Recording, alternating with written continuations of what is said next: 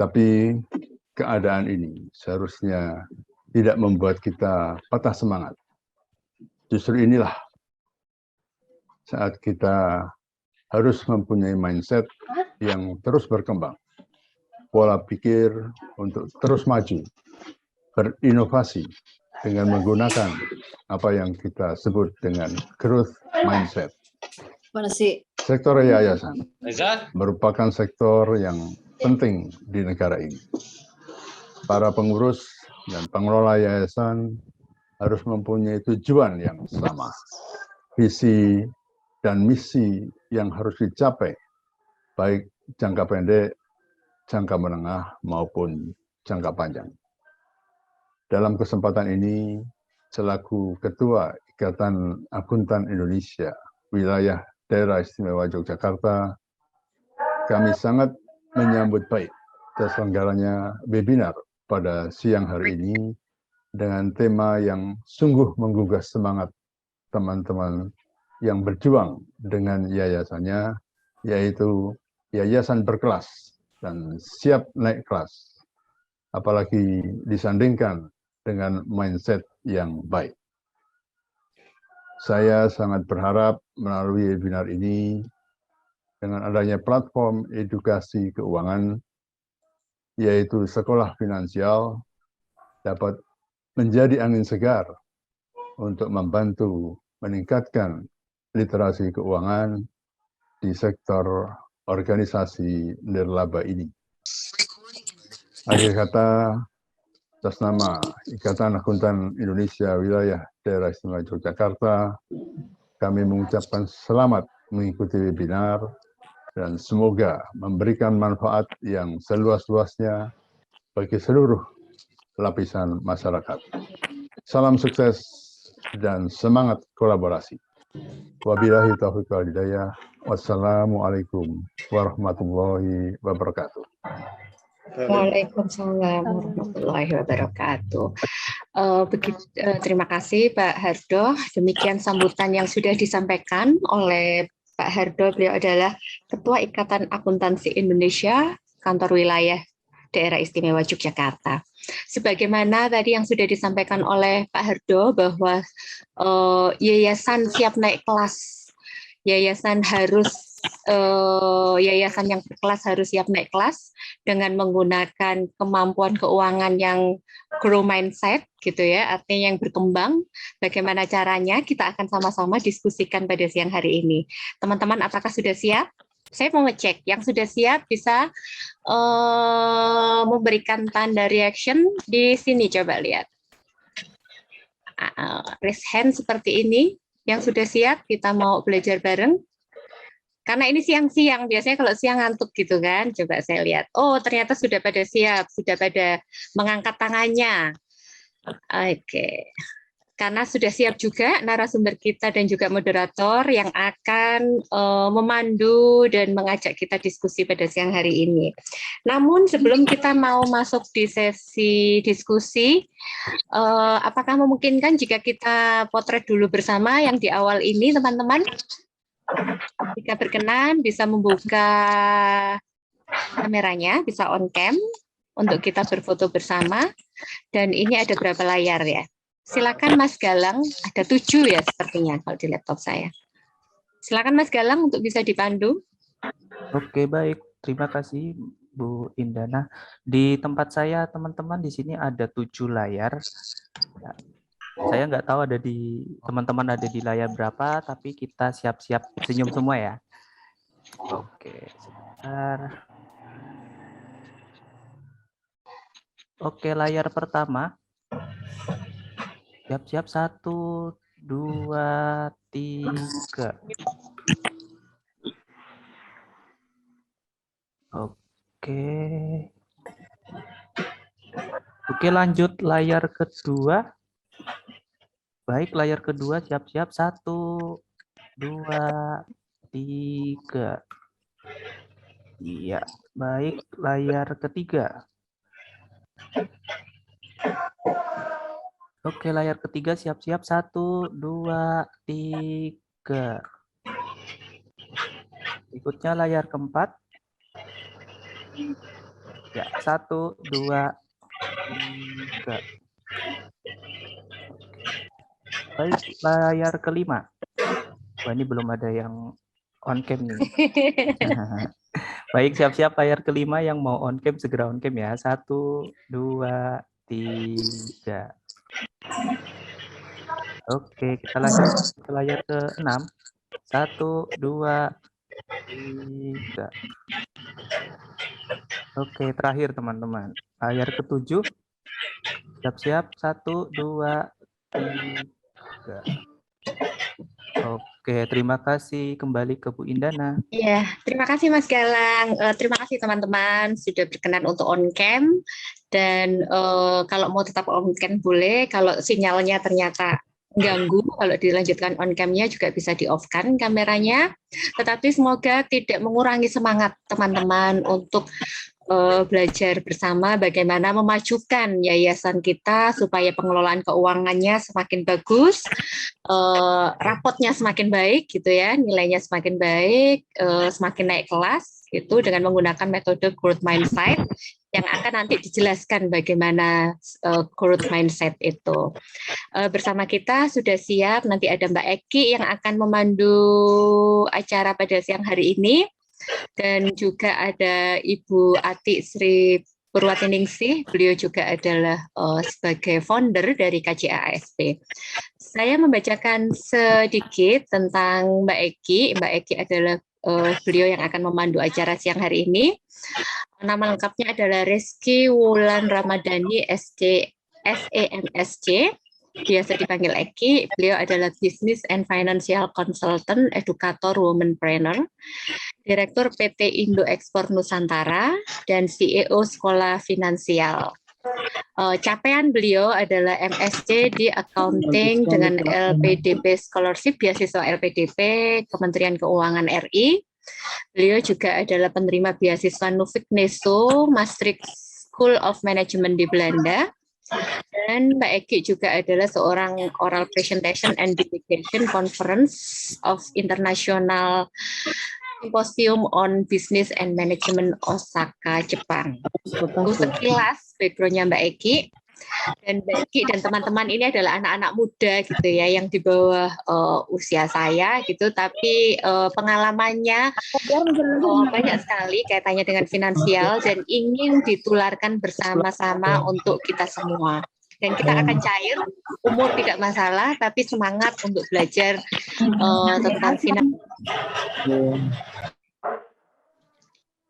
Tiba-tiba kok saya jadi, kita tidak akan patah semangat gitu ya, meskipun mungkin usia kita di sini relatif beragam, tetapi juga semangat untuk belajar bagaimana supaya yayasan tempat kita bekerja atau yayasan yang kita kelola semakin naik kelas, laporan keuangannya semakin tertata rapi, kalau diaudit juga bagus gitu. Oke, kita sudah siap ya. Acara saya berikan kepada Mbak Eki untuk memandu. Saya persilakan Mbak Eki. Oke, terima kasih Mbak Indana. Oke, suara saya terdengar? Cukup terdengar, Mbak. Terdengar ya, oke. Ya, terima kasih. Salam semangat dan selamat siang semuanya. Selamat datang di acara Yayasan Berkelas, Siap Naik Kelas. Terima kasih Mbak Indana sudah membacakan sedikit beberapa kilas balik gitu ya dari pengalaman kemarin gitu ya. Dan hari ini nih teman-teman, di sini saya berada di antara seluruh yayasan seluruh Indonesia. Wah, ini kalau saya melihat di G-Form dari panitia, ini luar biasa sekali ya. Ini suatu angin segar yang semoga kondisi yang lagi pandemi ini tidak membentuk semangat kita jadi semangat yang langsung down, tapi justru ini malah menggairahkan semangat kita semua, terutama ke teman-teman yayasan. Selamat datang seluruh pengurus dan pengelola yayasan dan juga bagian keuangan ya di yayasan seluruh Indonesia. Dan ini luar biasa sekali. Kenapa? Karena organisasi non-laba ini luas gitu ya. Kemarin saya sempat ngobrol banyak dengan narasumber kita yang nanti akan hadir. Ternyata organisasi non-laba ini luas sekali. Jadi bisa di LSM, kemudian NGO, dan di sini saya lihat kemarin ada banyak teman-teman yang di asosiasi, di di perkumpulan, dan kita sekarang mau belajar bareng nih, apalagi dengan tema growth mindset. Wah, ini bikin penasaran ya gitu ya. Nah, saat ini sudah hadir ya di hadapan kita semua Ibu Ati Sri Purwantiningsih. Tapi saya akan bacakan terlebih dahulu nih prestasi dan juga siapa sih Bu Ati? Mungkin di sini udah banyak yang kenal nih, tapi kayaknya kita harus bacakan lebih lengkap ya. Ya, Bu Ati Sri Purwantiningsih, SEMSCC AKCE, ASEAN CPA, Citi CFP. Beliau adalah ya selain auditor juga akuntan berpraktik dan juga seorang business owner. Beliau founder dan CEO dari KJASP dan juga founder dari Sekolah Finansial ya.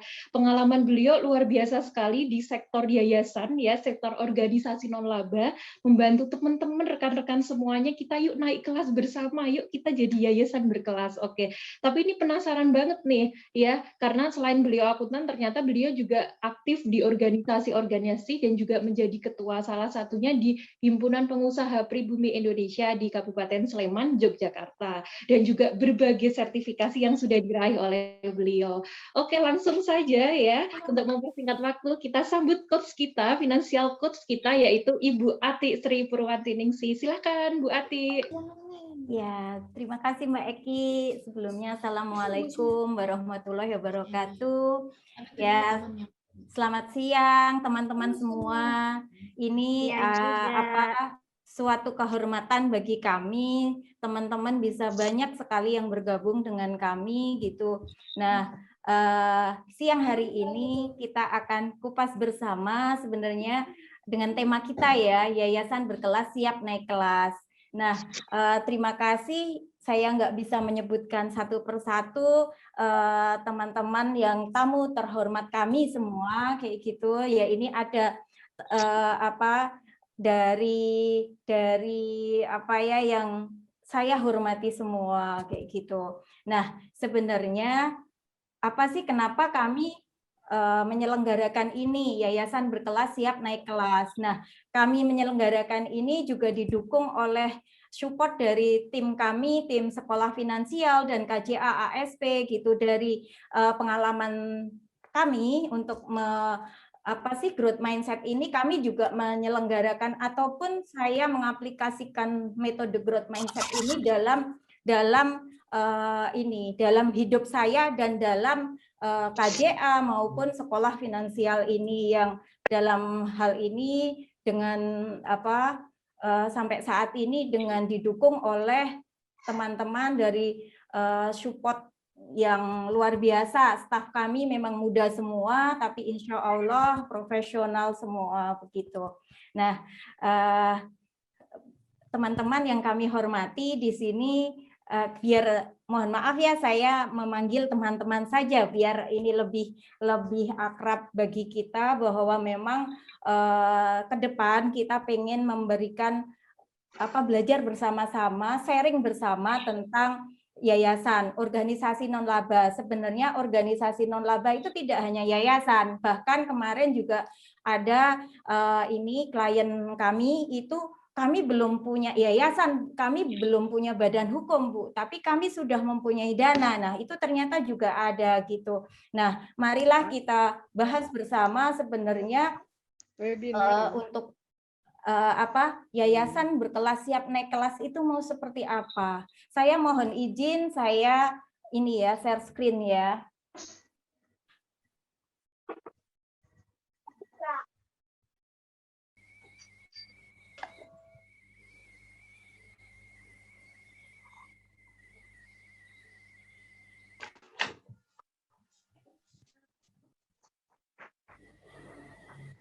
Nah, ini Yayasan Berkelas Siap Naik Kelas dalam mengelola keuangan dengan metode growth mindset. Nah, memang kami lebih spesifik mengambil ke pengelolaan dalam pengelolaan keuangannya. Itu seperti apa? Nah, ini kita berangkat dari bisa teman-teman lihat di sini, ini apa yang terjadi selama ini ketika kita menjadi seorang pengelola keuangan. Nah, ini saya sebelumnya ini menyampaikan biar nanti dari ini ya, dari pengurus yang bisa hadir di sini, itu bisa tahu bahwa pengelola keuangan itu ternyata seperti apa sih kerjaannya gitu. Ternyata seperti ini nih, ada yang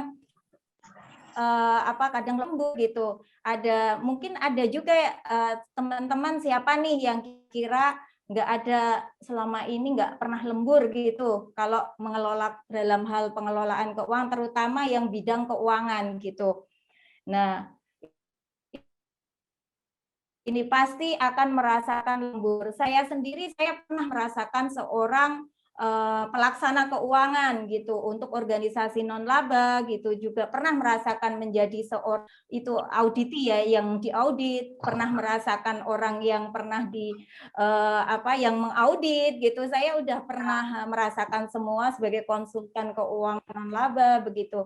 Nah, dari sini kami bisa meringkas atau memberikan bahwa ternyata memang seorang pengelola keuangan itu ternyata ini yang sering terjadi. Kadang kan ini ya, banyak sekali yang bisa dilakukan. Kadang ini keruwetan apa yang terjadi. Mungkin ada yang di sini dari yayasan yang sudah siap, semuanya kami sudah siap, Bu.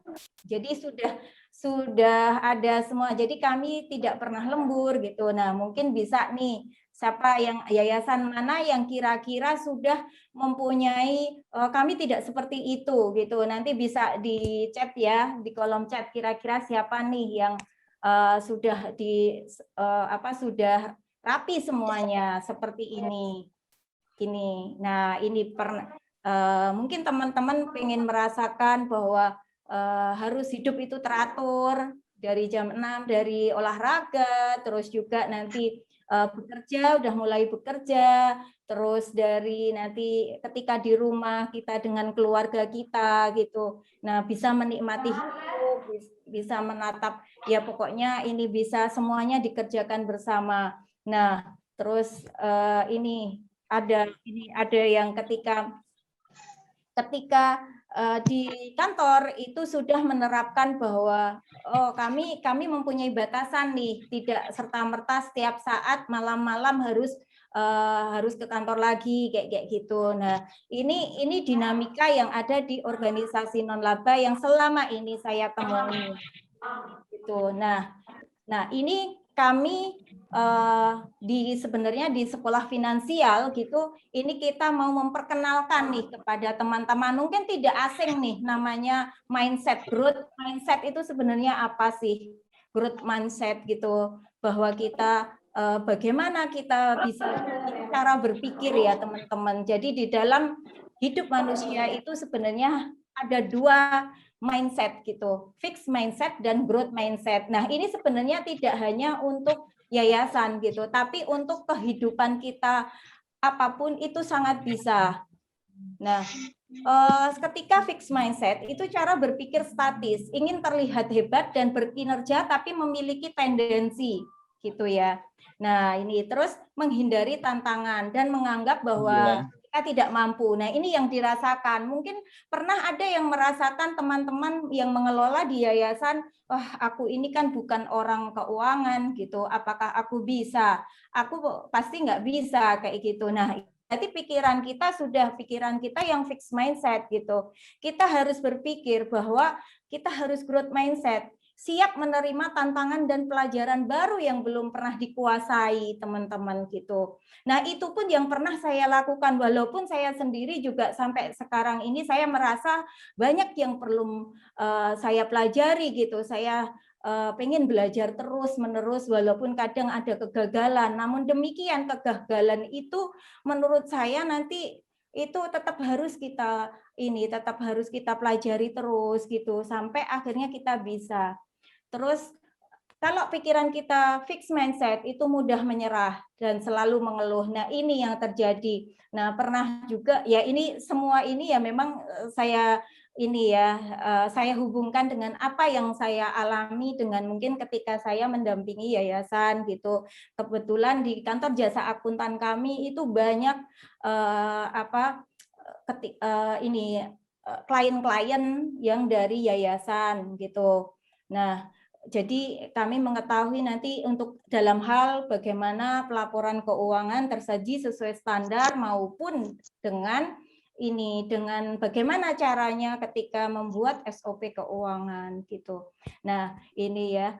Kalau yang growth mindset itu tahan menghadapi rintangan. Kalau tadi mudah menyerah, kalau fixed mindset, kalau yang ini harus tahan menghadapi rintangan. Terutama di masa pandemi ini kita juga harus menjaga kesehatan kita. Semoga kita akan selalu sehat gitu. Nah, tetap usaha kita ataupun apa yang kita lakukan di dalam di tata kelola yayasan gitu, kita harus kalau ada kendala-kendala yang memang saya rasa banyak perubahan yang ada saat ini. Mungkin ketika ini NGO itu ada ternyata dari donor akan ada perubahan gitu, perubahan budget anggaran gitu dikurangi gitu, mungkin ada yang seperti itu, merasakan seperti itu. Jadi jangan patah semangat bahwa memang ini harus kita lalui, nanti ke depan akan lebih baik lagi. Terus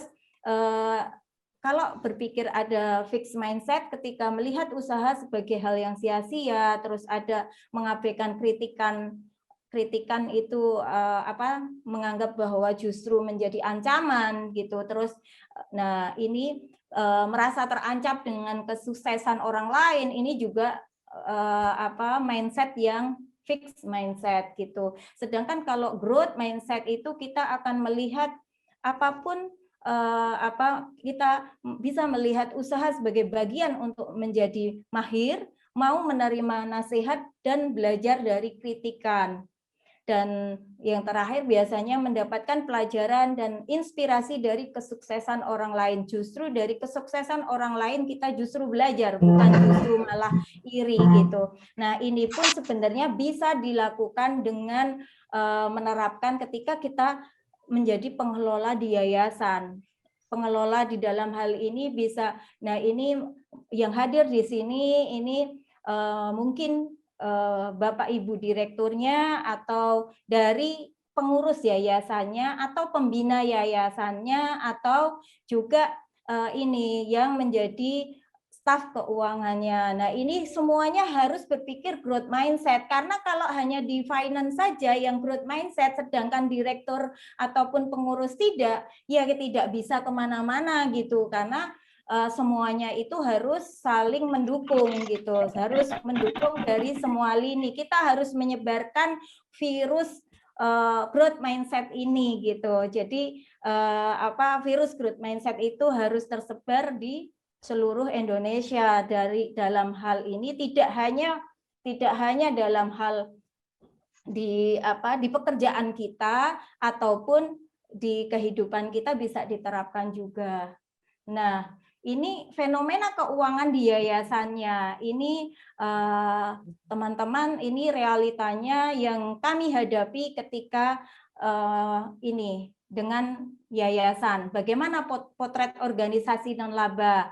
Yang pertama nih, itu belum mempunyai sistem keuangan yang memadai secara tertulis nih. Gitu. Jadi kadang memang baik yang kami temui di lapangan itu memang yang penting jalan dulu gitu, belum mempunyai sistem keuangan yang secara tertulis. Semuanya itu hanya dari lisan, omongan gitu. Jadi ketika nanti staf yang satu ataupun ada yang resign, kita juga kebingungan gimana nih kayak gitu. Dulu kayak gini, jadi berbasis orang bukan berbasis sistem gitu. Nah, terus yang kedua, sudah mempunyai sistem keuangan secara tertulis, namun belum semua diimplementasikan. Jadi ada sudah mempunyai sistem keuangan gitu ya, tapi itu belum ditulis jadi sesuai dengan implementasinya itu belum sesuai kayak gitu. Jadi yang tertulis dengan yang diimplementasikan sangat beda gitu. Itu yang terjadi. Terus selanjutnya belum mempunyai anggaran tahunan organisasi gitu. Nah, anggaran tahunan maksudnya di sini tidak membuat namanya budget atau anggaran kayak gitu. Jadi yang penting jalan kayak gitu. Nah, yang penting jalan ini kan kita jadi susah untuk monitoring dan evaluasi. Apakah nanti bisa kita bisa mengurangi mana, budget mana yang akan kita kurangi. Tapi kalau nggak punya anggaran, asal keluar saja, kita tidak bisa mengontrol gitu. Dan itu kan bisa untuk evaluasi jangka panjang juga bisa kalau kita sudah mempunyai data yang tersedia. Ya, selanjutnya yang keempat itu belum menyusun cash flow forecast atau arus kas ya. Jadi dari tadi kalau anggaran kita menyusun rencana dari aliran kas kita seperti apa. Itu bisa teman-teman gitu dari budget yang kita lakukan itu. Terus selanjutnya hanya menyusun laporan keuangan tiap proyek. Nah, ini yang terjadi yang pernah saya temuin itu ada yang memang hanya di tiap proyek aja gitu. Nah, ketika diminta untuk secara organisasi itu belum punya gitu, belum punya karena selama ini hanya berbasis on proyek gitu. Nah, apakah penting berbasis untuk yang laporan keuangan organisasi? Nah, itu nanti kita diskusikan lebih lanjut, ini ada di slide ini juga. Selanjutnya belum mempunyai laporan keuangan organisasi. Nah, laporan keuangan organisasi ini memang ada standarnya gitu. Yang memang untuk apa sih laporan keuangan organisasi yang nanti bisa kita analisa laporan keuangan sebagai financial check up di organisasi kita gitu. Nah, kita akan melakukan financial check up nih di organisasi kita masing-masing gitu. Terus nah, sudah mempunyai laporan keuangan organisasi tapi belum sesuai standar. Nah, biasanya sesuai, malah ada juga yang seperti organisasi yang bisnis gitu. Pernah saya temuin suatu institusi pendidikan waktu itu tidak di Jogja gitu ya. Saya ini menemukan bahwa di sana memang yang penting bisa mencatat kayak gitu. Nah, ketika minta diaudit, ya kan tidak sesuai standar kalau gitu. Karena ini organisasi non-laba, itu kan ada standarnya sendiri. Berbeda dengan organisasi bisnis gitu. Terus, laporan keuangan belum bisa dianalisa yang berguna untuk membantu manajemen mengambil keputusan organisasi. Nah, ini seperti yang saya sampaikan tadi tentang financial check up, itu sebenarnya analisa laporan keuangan. Tujuannya untuk apa? Untuk cek kesehatan dari organisasi kita. Kalau kita mempunyai laporan keuangan organisasi, itu bisa kita ketahui apakah organisasi kita itu sudah sehat atau memang belum sehat. Nah, kalau belum sehat harus diapakan kayak gitu. Nah, ini kan bisa untuk diobati, dicegah gitu dari sisi finansial gitu. Terus penyajian laporan keuangan sudah menggunakan software akuntansi, namun SDM belum memahami input jurnal yang sesuai dengan standar. Nah, ini juga saya temui dulu saya sebagai waktu saya mengaudit gitu ya.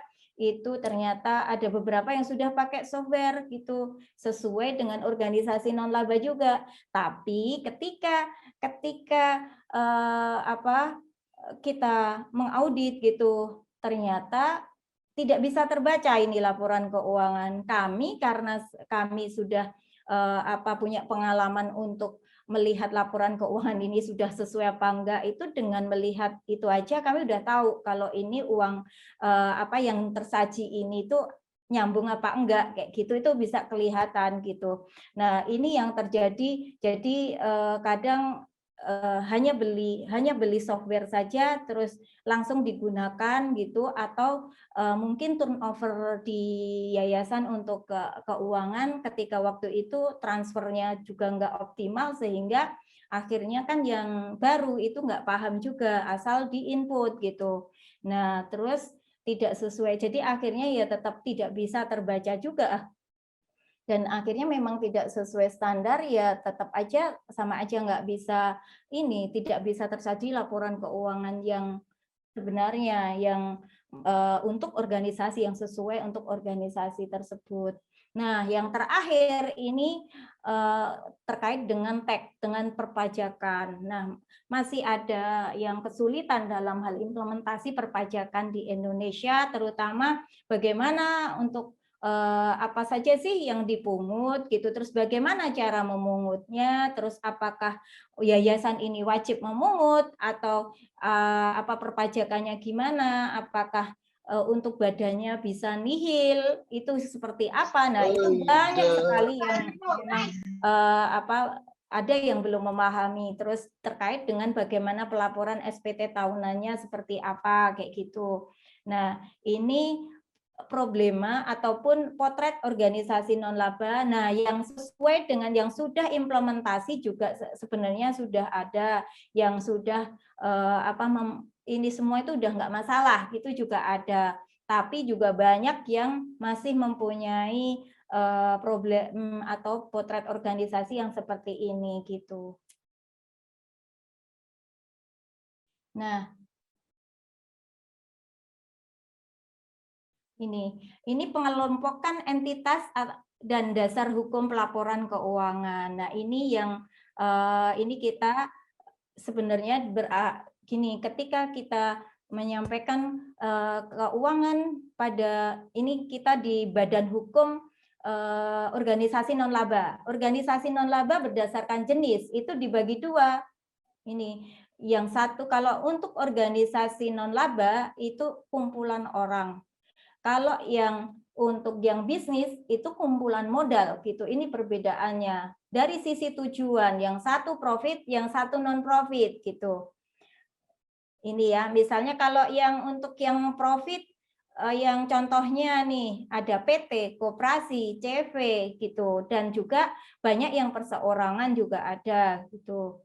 Terus ini sesuai undang-undang, ini teman-teman bisa lihat di sini ya, ada ini sesuai undang-undang ini 1/1995, Undang-Undang 40/2007 gitu. Nah, ini terus untuk yang standarnya apa? Standarnya kalau yang bisnis itu memang sesuai SAK umum, standar akuntansi keuangan umum.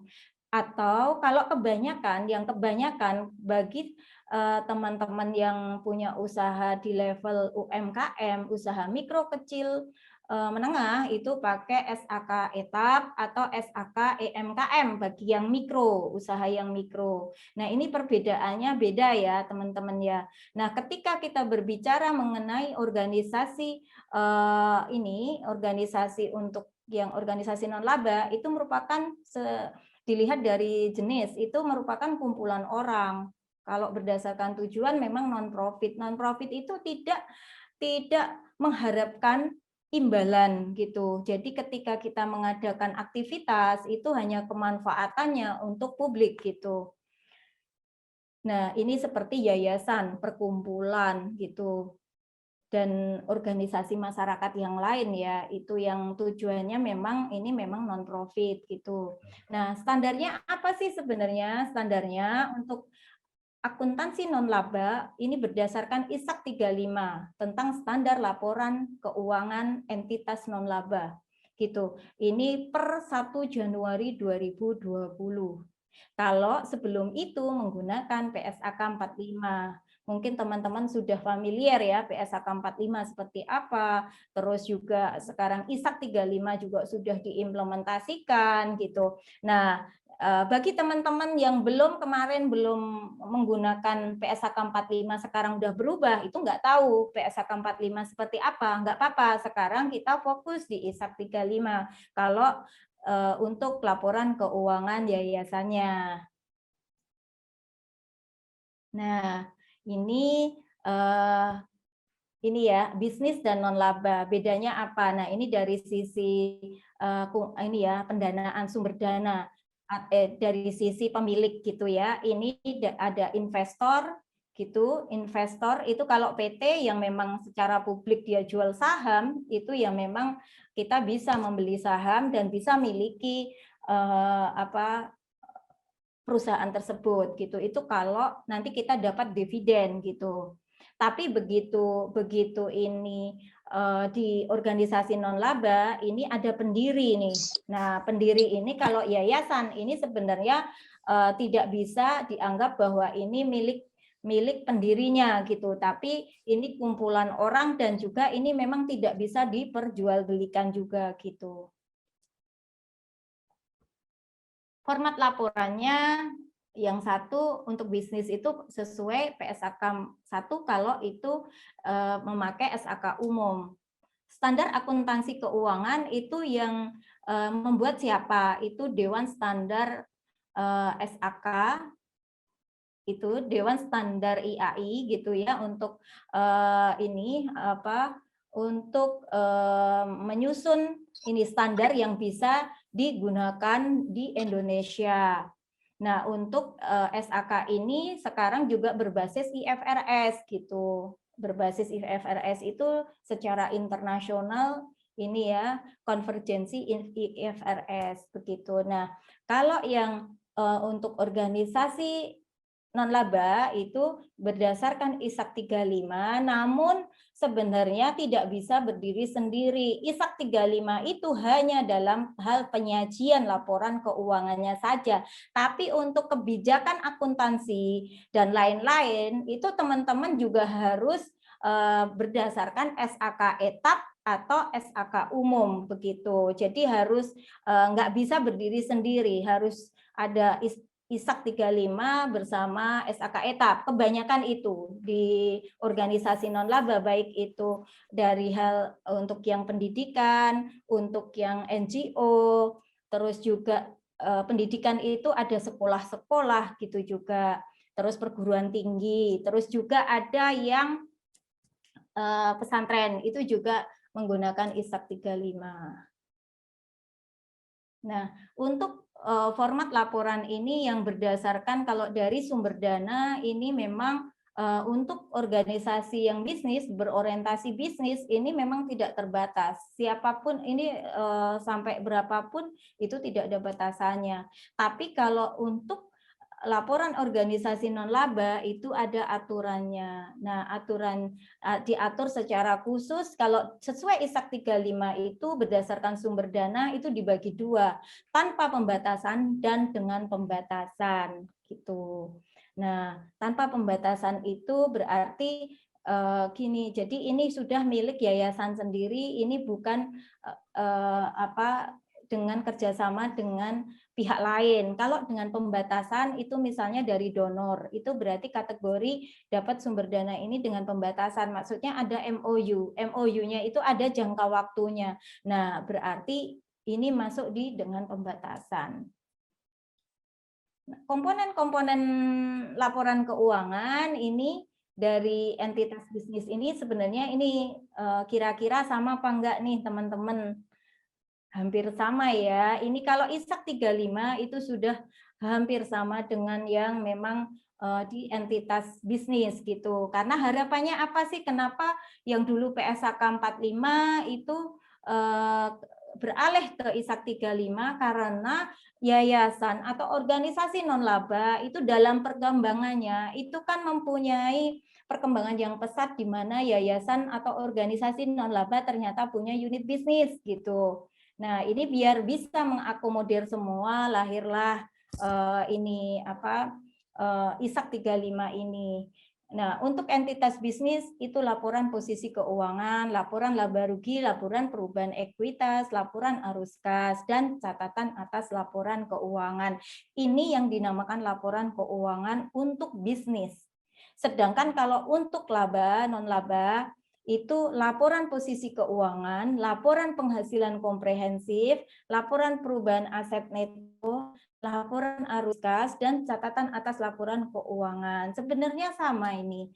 Sebenarnya sama, cuma namanya saja. Yang satu laporan penghasilan komprehensif, yang satu laporan laba rugi. Kalau laba rugi kan berarti ini profit gitu. Sedangkan kalau yang non laba ini non-profit gitu, makanya laporan penghasilan komprehensif.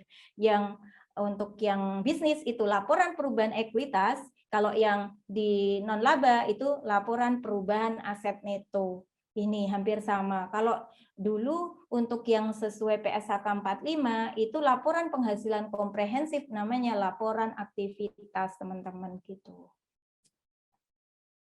Nah, untuk apa adanya standar akuntansi ini? Karena saya menyampaikan ini karena banyak pertanyaan juga. Ini sebenarnya untuk apa sih kita harus membuat laporan keuangan yang sesuai standar? Yang pertama nih, untuk keseragaman laporan keuangan. Gitu. Terus kalau nanti tidak seragam, itu auditor atau pihak-pihak yang berkepentingan itu juga bingung nih, karena formatnya beda-beda. Bisa nanti lembaga A itu pakai punya sendiri, gitu, lembaga B sendiri, dan semuanya sendiri-sendiri. Auditor misalnya disuruh ngaudit, nggak ada standarnya, ya kacau nanti kita mau berdasarkan apa gitu. Nanti seperti apa kalau tanpa ada keseragaman gitu. Yang kedua itu memudahkan penyusun laporan keuangan karena ada pedoman baku sehingga meminimalkan bias dari penyusun. Nah, ini tujuan untuk apa adanya standar akuntansi itu. Yang ketiga itu memudahkan auditor. Auditor akan mudah untuk melakukan proses audit di entitas non-laba ataupun bisnis gitu kalau mempunyai standar gitu. Yang keempat itu memudahkan pembaca laporan keuangan untuk mengintegrasikan dan membandingkan laporan keuangan entitas yang berbeda. Nah, ini tujuannya sebenarnya. Tapi kalau di di NGO jarang ya kalau untuk membandingkan ini, tapi memang ini bisa, sangat bisa ketika mau digunakan untuk membandingkan gitu. Terus yang kelima itu pengguna laporan keuangan itu banyak pihak sehingga penyusun tidak dapat menjelaskan kepada masing-masing pengguna begitu.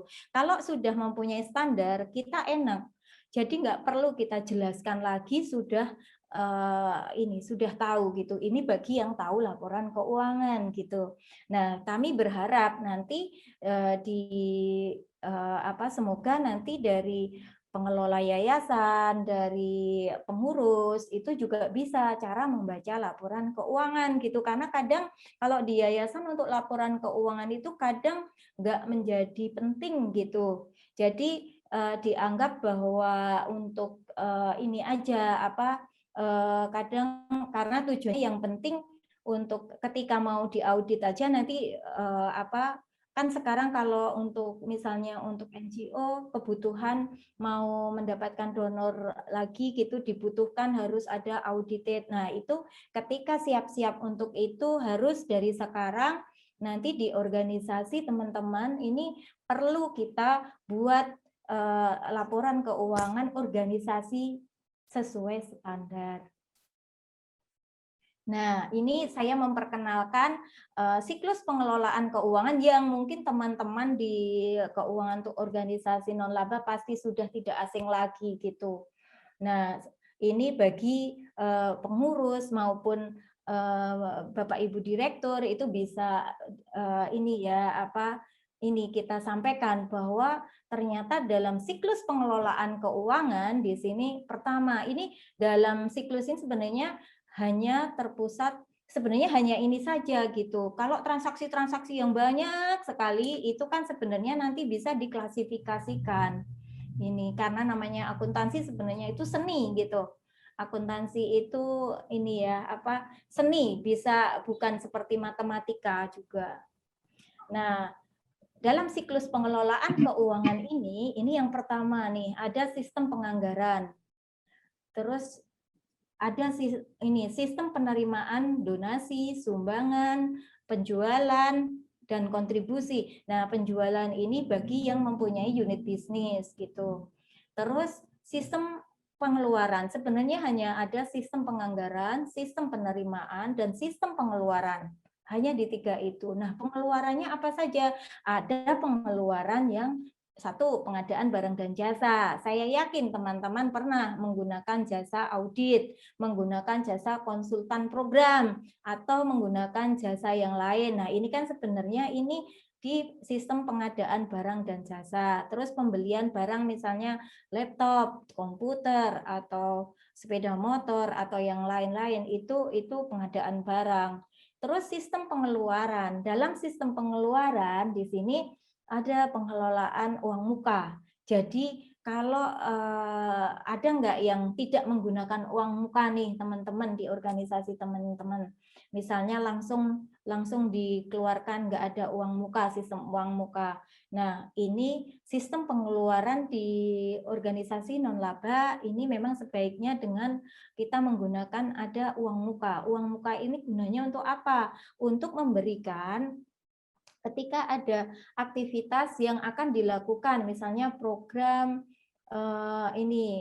kesehatan reproduksi misal. Nah, di sini perlu misalnya mau ini ada seminar atau apa. Kalau di pandemi ini nggak mungkin juga ya, karena sekarang juga nggak mungkin ada event-event yang offline. Nah, secara online misalnya mau ada event, nah itu pakai uang muka dulu nih gitu. Jadi nggak langsung dibebankan karena belum terlaksana nih acaranya gitu. Nah, nanti di akhir tahun setelah selesai acara itu harus dipertanggungjawabkan. Nah, bagaimana sistem pertanggungjawaban? Nah, terus sistem pengeluaran yang selanjutnya adalah pengelolaan kas kecil. Nah, pengelolaan kas kecil itu juga penting ini. Itu untuk apa? Untuk mengcover biaya-biaya yang memang tidak mungkin nanti diajukan dari, misalnya kalau di lembaga, kalau mau mengajukan langsung yang kecil-kecil misalnya untuk fotokopi, untuk hal yang kecil-kecil nggak mungkin, perlu adanya mekanisme bagaimana kas kecil gitu. Terus sistem pengelolaan hutang atau piutang dan pajak. Nah, ini bagaimana hutang dan piutang kita kelola seperti apa, pengaruhnya apa dalam organisasi kita. Terus ada ini pengelolaan biaya personil, itu untuk penggajian, untuk biaya honor-honor gitu, untuk ya ini pengeluarannya sebenarnya hanya diklasifikasikan ini. Nah, nanti bisa itu dibuatkan namanya chart of account. Nah, terus setelah itu ini masuk ada dokumen utama, terus dokumen pendukung itu apa aja gitu. Bagaimana ketika mau mengajukan uang gitu, ada verifikasinya, terus terus diposting. Nah, ini mungkin untuk Bapak Ibu atau teman-teman yang memang nggak mendalami di keuangan organisasi pasti ya bingung juga ya, tapi nggak apa-apa, ini hanya untuk saya memberikan gambaran bahwa prosesnya memang seperti ini gitu. Terus ada buku besar, neraca percobaan, laporan keuangan organisasi, laporan keuangan proyek ataupun donor. Nah, biasanya di lembaga organisasi non-laba yang seperti NGO itu memang kadang kan banyak funding yang masuk. Nah, di sisi lain harus membuat laporan organisasi, yang di sisi lain harus membuat laporan keuangan yang per proyek. Nanti yang untuk donor, untuk pertanggungjawaban ke donor.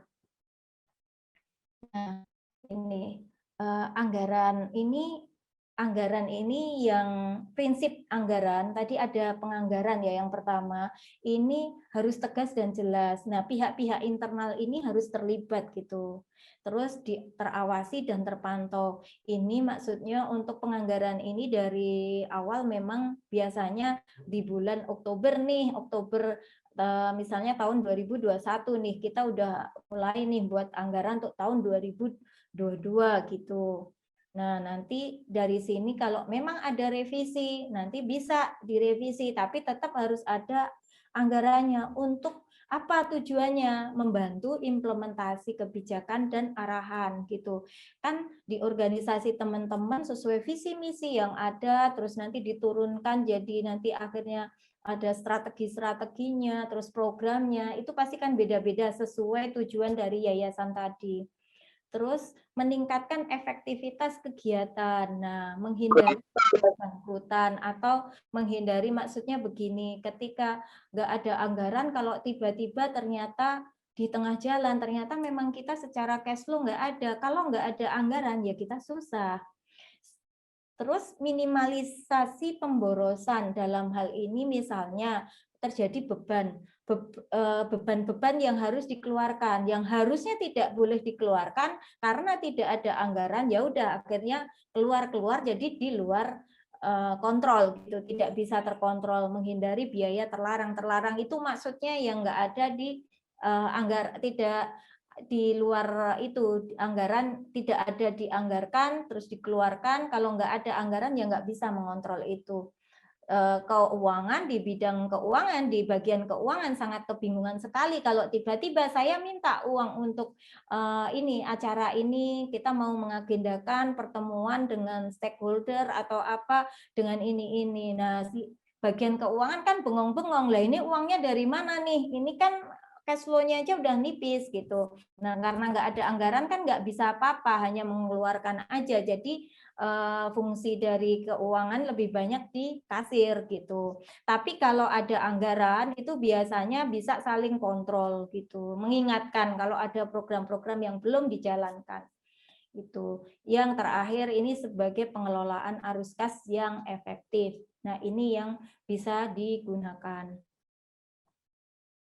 Nah, siklus di organisasi non-laba ini memang ada dua, pengelolaan program dan pengelolaan keuangan. Tapi kami hari ini itu lebih spesifik di pengelolaan keuangan. Dalam pengelolaan program sebenarnya sudah ini ya, ini ada bagaimana yang pertama pasti perencanaan, penggalangan sumber daya, pelaksanaan program atau kegiatan yang ini. Keempat, ada pertanggungjawaban. Nah, di sini ada laporan narasi. Outputnya kan laporan narasi program gitu ya, teman-teman. Nah, untuk pengelolaan keuangan di sini ini ada penganggaran. Nah, penganggaran di sini ini penganggaran dari tahun, misalnya penganggaran yang akan dilakukan dalam tahun 2021 ini. Nah, itu dibuat. Yang kedua, penyusunan proposal. Kalau memang nanti karena organisasi non-laba kan biasanya bisa mendapatkan dari donor atau sumbangan-sumbangan, kalau pendidikan ya dari SPP siswa, atau kalau sekolah ya kalau yang perguruan tinggi itu SPP mahasiswa gitu, kalau yang sekolah itu SPP siswa gitu. Nah, tapi kalau yang NGO pasti perlu menyusun proposal untuk ke donor. Nah, sekarang biasanya kalau mau mengajukan biasanya harus ada laporan keuangan yang audited 2 tahun, minimal 2 tahun terakhir gitu. Terus yang ketiga, transaksi dan pencatatan. Dan dari transaksi dan pencatatan itu diklasifikasikan, dicatat gitu, dan akhirnya jadi pelaporan keuangan. Nah, ini dalam organisasi non-laba ini sangat penting, ini dua ini. Bagaimana tata cara pengelolaan program, bagaimana tata cara pengelolaan keuangan.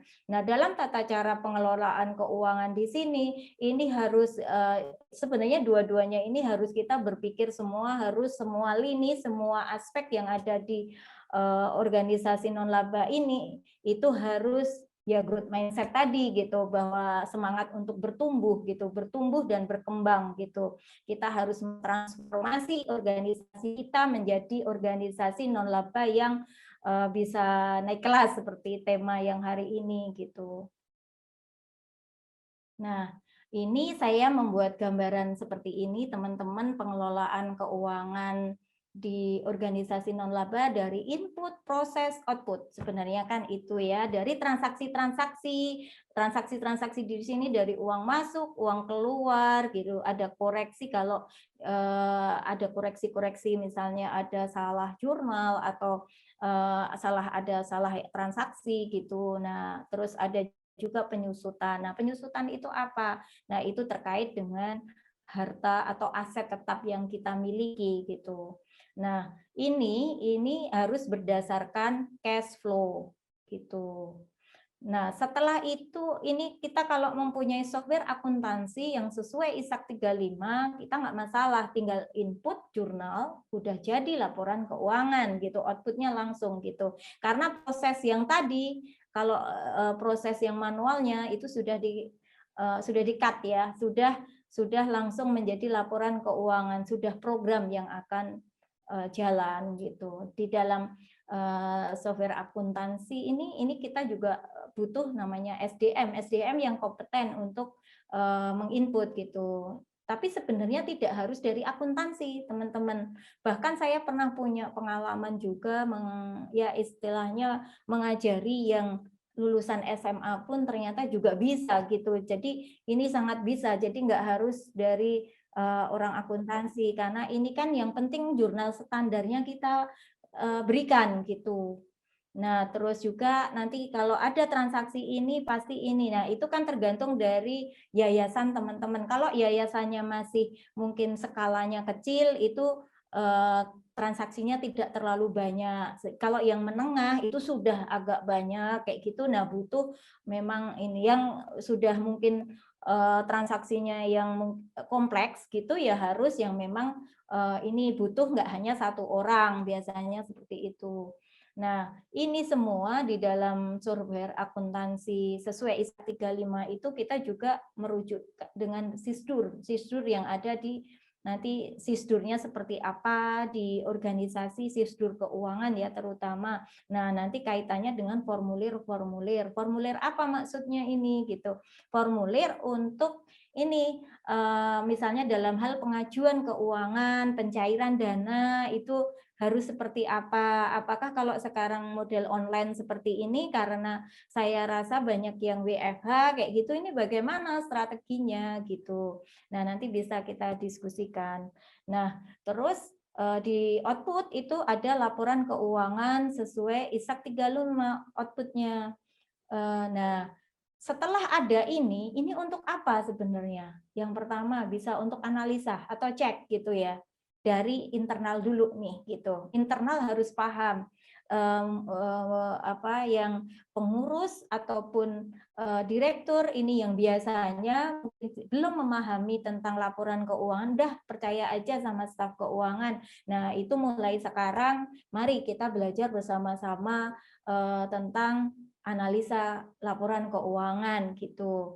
Nah, ini nanti kalau laporan keuangan yang sudah yang sudah ada di dalam organisasi kita ini bisa nanti kalau kita butuh audit, kita tinggal menyampaikan gitu. Nah, dulu saya beberapa kali pernah tahu bahwa laporan untuk audit itu kan harusnya mengaudit. Audit itu bukan menyusunkan, tapi audit itu memeriksa laporan keuangan yang sudah tersaji di lembaganya teman-teman itu gitu. Jadi udah nanti dipasrahkan aja sama auditornya. Ya auditornya itu tidak menyusunkan gitu. Kalau menyusunkan itu kan harus punya waktu yang berbeda lagi, karena kan itu sebenarnya audit dan menyusun itu lebih lama untuk menyusunnya gitu, karena kan kalau menyusunnya itu kan setahun gitu, setahun dari per bulan ya gitu. Sedangkan kalau mengaudit itu kan kita bisa sampling gitu, kita gunakan sampling metodenya gitu.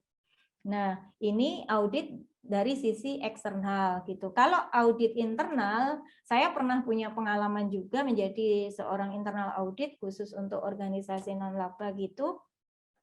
Itu dari sisi aspek apa yang bisa dilihat gitu. Yang pertama dari laporan keuangannya. Yang kedua itu bisa dari ini sistem pengendalian internalnya gitu. Dari tadi sistem keuangan yang memadai apa belum, nah gitu. Nah ini kalau digambarkan dari tadi kan kalau yang pakai software kan kita tidak tahu nanti jurnal udah jadi. Kalau ini sebenarnya proses akuntansi secara umum dari dokumen, jurnal harian, terus nanti ada buku besar, laporan keuangan gitu-gitu. menjadi laporan keuangan. Nah, di buku besar itu ada buku besar pembantu juga. Nah, ini kalau dulu zaman saya kuliah itu juga masih melakukan prakteknya, itu semuanya dilakukan pakai ini. Kita ya ada ini ya. Jadi kita benar-benar praktek semuanya. Tapi kalau sekarang ada software ya udah enak ya, tapi sebenarnya kita harus tahu dulu sebenarnya seperti apa secara manualnya biar kita juga paham. Kalau ada laporan keuangan kita nggak sesuai, kita bisa membenarkan gitu. Nah, proses akuntansi ini kalau konteks ini secara donor ya, kalau ini biasanya dari bukti gitu ya, bukti pendukung, terus nanti ada verifikasi, terus di jurnal gitu, langsung ini detail transaksinya, buku kas bank. Nah, ini yang sesuai dengan proyeknya masing-masing gitu. Nah, terus outputnya laporan keuangan donor. Nah, biasanya ada format tersendiri juga.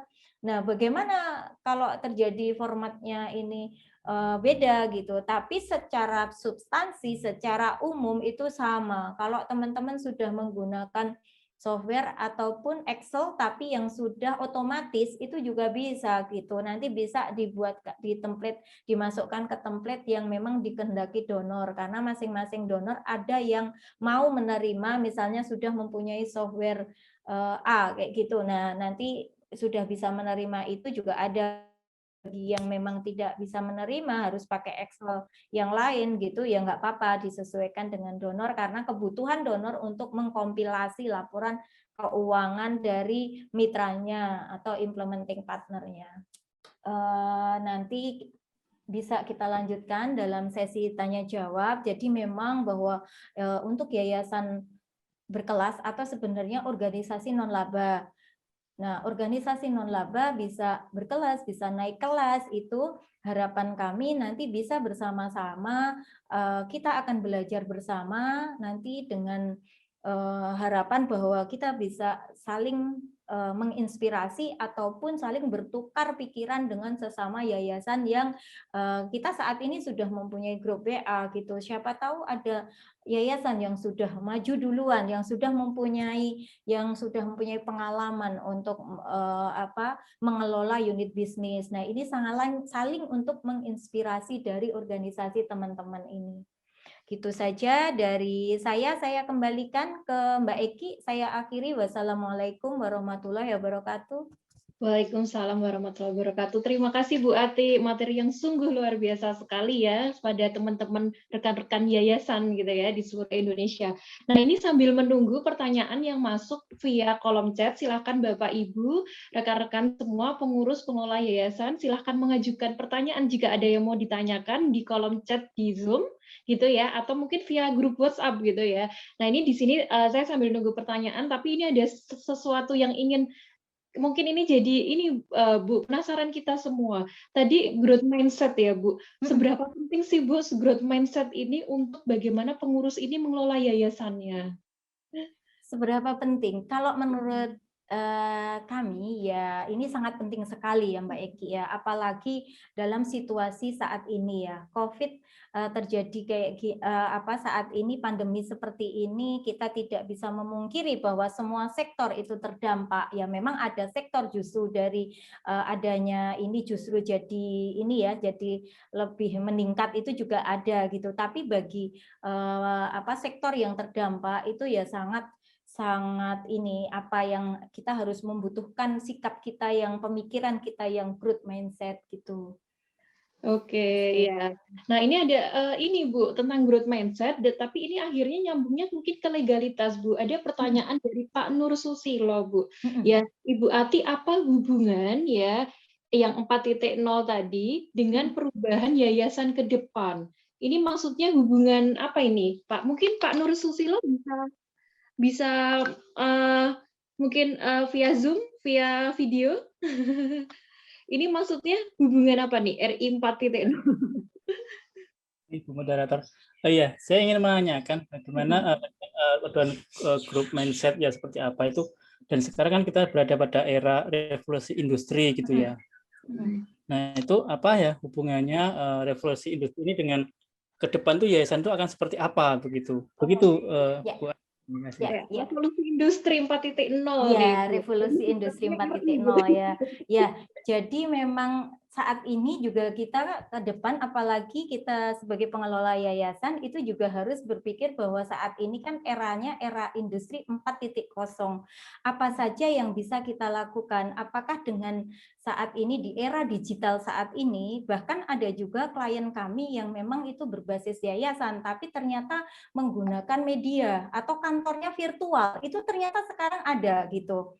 Nah, itu pun juga ternyata bisa jalan baik. Terus ada juga yang model dengan untuk pendanaan itu, ini juga yayasan gitu, justru dalam sebulan itu bisa mencapai sumbangan itu besar sekali gitu. Itu ternyata ini bahwa 4.0 ini menjadi peluang sebenarnya Pak Nur Susilo gitu ya. Jadi memang di dalam 4.0 ini justru menjadi peluang bagi kita, bukan ancaman, tapi justru kita mempunyai ruang bagaimana kita bisa berpikir dengan growth mindset ya tentu saja ya. Kalau berpikir fixed mindset, wah pasti berpikir bahwa wah ini mesti yayasanku ini udah mau mati nih, saya nggak bisa apa-apa ini gitu. Atau nah ini kan jadi justru nanti ngomong ke temennya, ngomong ke yang lain, akhirnya menjadi virus, akhirnya menjadi bahwa kita kayak hopeless semua, maksudnya tidak ada harapan untuk ke depan gitu. Nah, ketika kita berpikir mindset growth mindset tadi, itu kita akan akan berupaya bahwa kita tidak boleh putus asa bahwa ini justru menjadi peluang bagi kita gitu. Ini sekarang karena klien kami juga ada yang memang sudah ini tidak ternyata ya ini di dalam 4.0 itu pun ternyata memang kita dalam perkembangannya banyak yang bisa kita lakukan gitu. Kalau nanti bagaimana ketika sebenarnya harus seperti apa? Nah, ini disesuaikan juga dengan organisasi non-laba di masing-masing di tempat teman-teman kayak gitu. Visi misinya apa gitu? Apakah bisa ditransformasi menjadi pakai digital juga misalnya untuk ada crowdfunding kayak gitu atau model kayak apa gitu. Itu bisa juga seperti itu.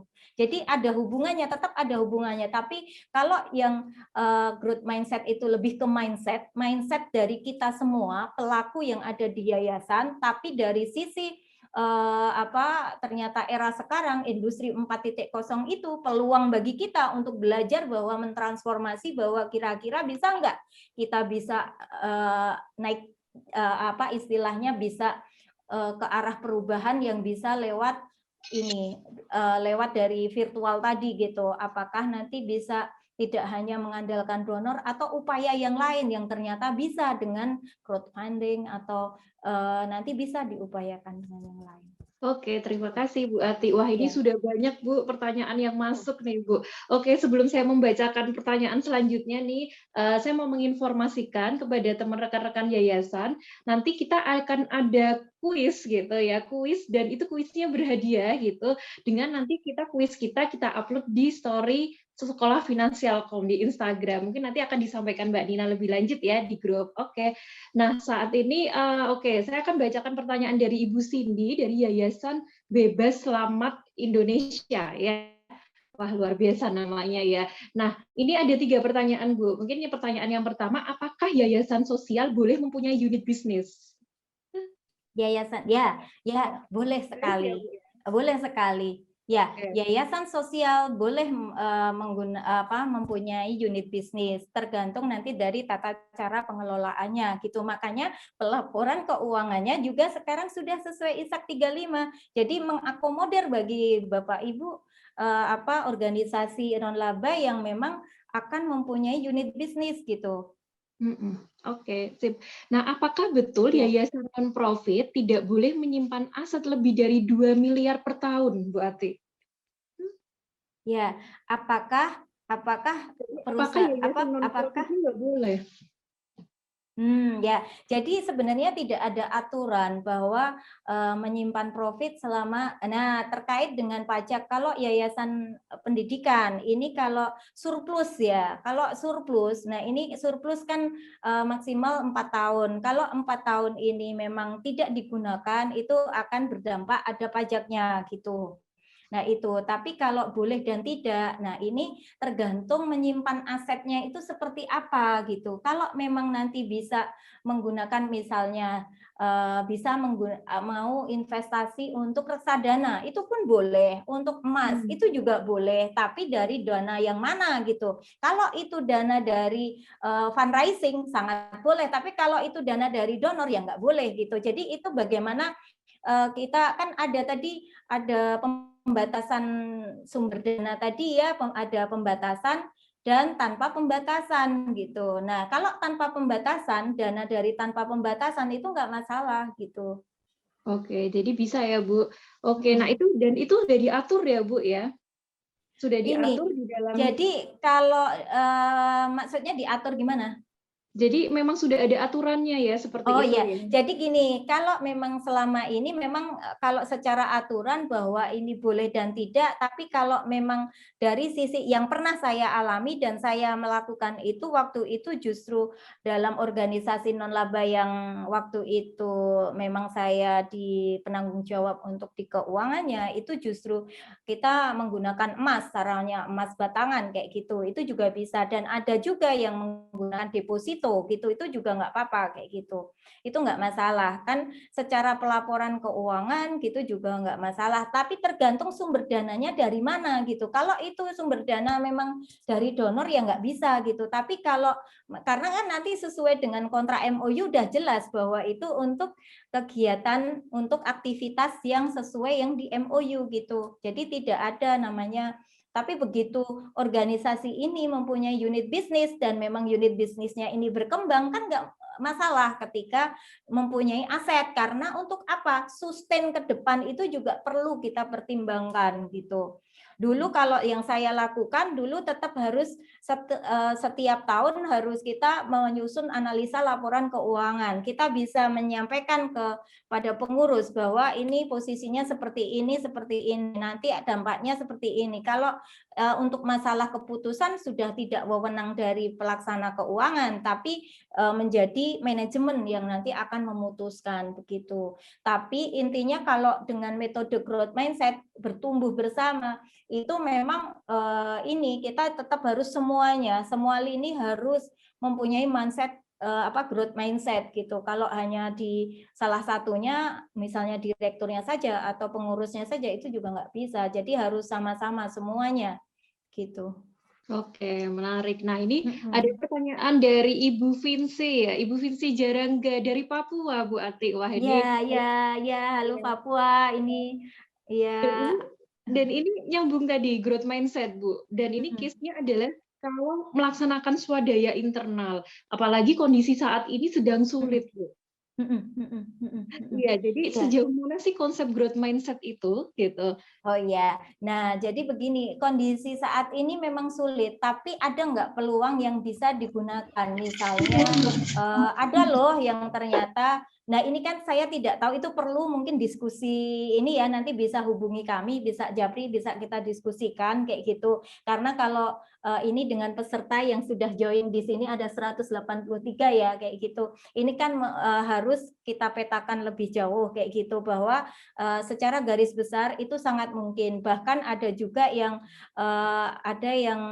mengelola saat ini tuh yang dulunya mungkin nggak bisa mengelola, yang ternyata bisa membuat ini karena sekarang kasus COVID tinggi kayak gitu. Nah itu bisa ada yang ini dengan ini masker dengan malah ini jadi pensuplai, terus juga ambulan kayak gitu, ini bisa digunakan. Nah itu kan juga bisa menjadi salah satu ya, walaupun bukan berarti memanfaatkan, tapi justru membantu juga kan. Akhirnya ada yang akhirnya usaha ambulan macam-macam, ada juga yang lain misalnya ya itu tadi, misalnya dari ya ini disesuaikan dengan kondisi yang ada di yayasan teman-teman gitu. Itu perlu kita diskusikan mungkin lebih lanjut gitu.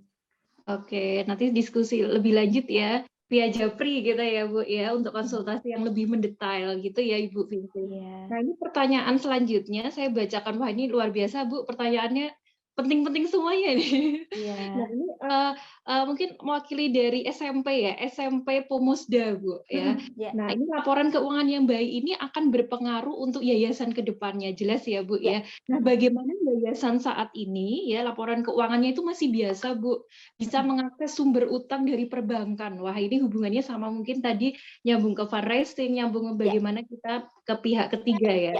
Iya, betul. Nah, bagaimana bisa mengakses pihak perbankan kalau laporan keuangan Bapak Ibu sudah ini sesuai standar dan juga tapi gini, kadang ada bank juga yang tidak mau menerima dengan kalau ada hutang dari yayasan, tapi itu semua juga tergantung dari lembaganya. Ada juga yang bisa gitu. Nah, terutama apalagi kalau mau hutang bank, itu laporan keuangannya itu harus disajikan dengan standar. Karena orang bank kan juga tahu bahwa memang bagaimana sebelum kan ada analisa kredit ya. Analisa kredit itu akan melihat dari sisi finansial dari calon kreditur gitu. Dari calon debitur gitu. Iya. Oke, jadi tetap ini ya penting banget ya, Bu sangat ya. Penting banget. Sangat penting banget. Malah dari ya, misalnya masih kecil, ini kan masih kecil loh. Justru dari yang kecil itu nanti akan lebih mudah nanti ketika sudah mulai besar atau naik kelas ya. Karena gini, sekarang ini di UMKM saja ketika UMKM naik kelas gitu belum bisa naik kelas, harus ada tahapan namanya smart up. Smart up itu apa? Smart up itu ini apa? Belum scale up gitu ya. Scale up harus ada tahapan smart up. Itu apa? Ternyata dari sisi keuangan, teman-teman di ini UMKM yang laporan keuangan ternyata tidak tersaji dengan baik gitu, terus juga dari sisi HR-nya gitu, dari SDM-nya. Nah, kayak gitu. Jadi tata kelola itu harus diperbaiki dulu baru bisa scale up. Karena kalau tidak ini diperbaiki, ya ini kalau teman-teman pernah mendengar ada kasus misalnya pengusaha yang ternyata akhirnya gulung tikar gara-gara perpajakan nggak yang abai terhadap pajak, akhirnya dikejar-kejar pajak, akhirnya malah tutup bisnisnya yang dulu itu udah besar, akhirnya bangkrut. Nah itu bisa terjadi seperti itu. Nah, itu pun dengan yayasan. Yayasan kalau memang nanti seberapa hutang itu akan kita ajukan, itu juga ada kita cek kesehatan cek kesehatan itu penting sekali gitu. Berapa yang boleh kita pinjam gitu. Nanti untuk mengantisipasi kemampuan kita gitu. Jangan sampai kita ternyata kita banyak hutang dengan aset kita. Akhirnya nanti kalau terjadi apa-apa gimana gitu. Nah, ini nanti bisa kita diskusikan lebih lanjut gitu. Oke. Ya. Oh ya, ini nyambung pertanyaan Bu tadi tentang yayasan berkelas dari Ibu Romi Loka ya ini ya. Apa langkah awal atau step-stepnya untuk mendirikan yayasan tapi mempunyai banyak program. Wah, ini programnya udah banyak Bu ya. Dan keinginannya ini maju Bu untuk menjalankan program. Nah, sebenarnya itu harus mulai dari mana dulu sih Bu? Nah, itu dia. Ya, kembali lagi ke visi misi yang ada di dalam yayasan itu. Jadi dari siapa Mbak? Dari Romi Loka. Oh, dari ini ya. Bu apa ini? Iya. Tahu deh. Ya. Ya, jadi ini bagaimana dalam hal ini ya mau mulai dari mana? Ya pertama dari visi misi dari yayasan ini kita lihat dulu nih. Dulu mau mendirikan yayasan ini sebenarnya tujuannya apa gitu. Itu bisa kita lihat. Nah, terus nanti apakah ini sudah sesuai dengan apa yang kita lakukan, ini sudah sesuai dengan visi misi kita apa belum gitu. Kalau belum ya kita coba kita benahi, kita dari sisi program, dari sisi keuangan gitu. Tapi siang hari ini memang kita di sisi keuangannya gitu. Iya. Iya. Dan ini juga ada beberapa pertanyaan, Bu. Ini menyambung bagaimana untuk sektor yayasan pendidikan dan juga pondok pesantren. Nah, ini pas kebetulan nih mungkin kita akan bahas lebih detail gitu terkait tentang pelaporan ya pengelolaan keuangan di pondok pesantren itu mungkin di next event ya Bu ya, Iya, lebih dekat iya, lagi. tersendiri, kita ada sendiri. Iya, jadi Bu Lina, wah ini nanti Bu Lina ikut nih join, kita akan membahas lebih detail untuk yang pondok pesantren karena case-nya beda ya Bu Ati ya, Iya. dengan yang yayasan. Ya. Selanjutnya ini ada pertanyaan dari Siklus Indonesia, Bu Dea Parahaita, ya Ibu Dea ya. Nah, jika lembaga mempunyai SOP keuangan, ya serta donor pun juga mempunyai SOP keuangan, ketika ada audit lembaga nih Bu. Nah, SOP kan jadi berbenturan. Semisal si donor A tiap ada workshop harus ada biodata peserta, sedangkan SOP lembaga tidak perlu. Dengan SOP yang berbenturan tersebut, apa sih Bu keputusan yang tepat? Wah, ini udah case nih ya. Oke, ya.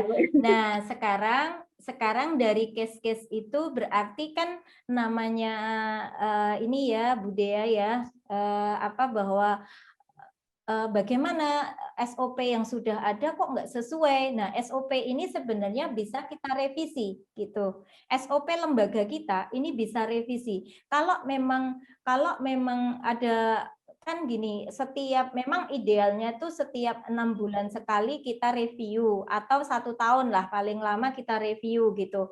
Tapi kalau memang bukan untuk selamanya gitu, tapi memang harus nanti direview gitu. Ketika itu nggak sesuai, ya nanti bisa ditambahkan gitu, tinggal ditambahkan saja gitu. Jadi kalau memang donor menghendaki, ya kadang memang tidak bisa mengalahkan ini ya, karena donor ini kan mempunyai